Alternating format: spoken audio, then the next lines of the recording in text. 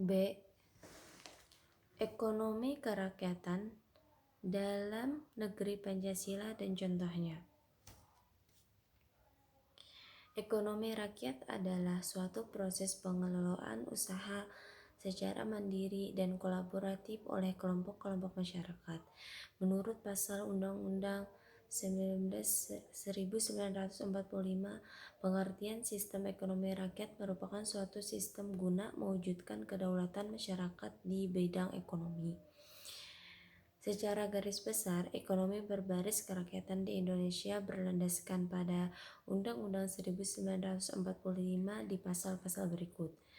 Pasal 33 ayat 1-3 berisi prinsip bahwa perekonomian Indonesia disusun berdasarkan atas kekeluargaan, penguasaan cabang produksi penting oleh negara, serta penggunaan kekayaan alam sebaik-baiknya untuk kesejahteraan masyarakat.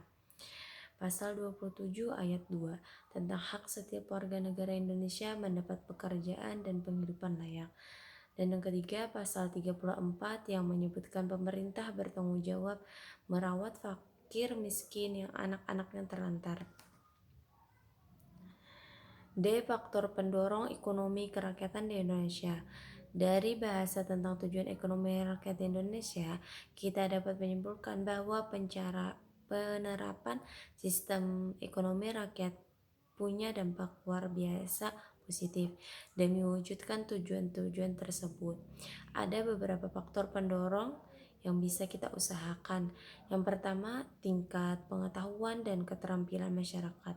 Yang kedua, partisipasi aktif pemegang modal. Yang ketiga, kolaborasi antar pengusaha. Dan yang keempat, kebijakan ekonomi pemerintah yang pro rakyat. Kesimpulannya, politik ekonomi kerakyatan adalah sistem ekonomi yang pelaksanaannya berdasarkan pada kepentingan serta kemakmuran rakyat. Konvensi atau ILO atau International Labour Organization yang ke-169 pada tahun 1989 lalu mendefinisikan ekonomi kerakyatan sebagai sistem ekonomi tradisional yang menjadi pondasi bagi kehidupan masyarakat lokal dalam mempertahankan kehidupannya. Singkatnya, sistem ekonomi kerakyatan adalah suatu sistem perekonomian yang berdasarkan pada ekonomi rakyat sebagai kekuatannya. B. Saran.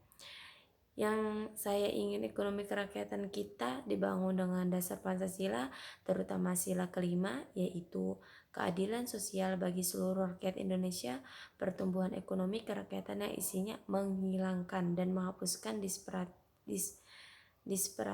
disparitas atau kesenjangan, mulai dari kesenjangan orang kaya dan orang miskin, kesenjangan antar daerah hingga kesenjangan produk lokal dan produk global. Demikian itu saja yang dapat saya berikan dalam tugas ini.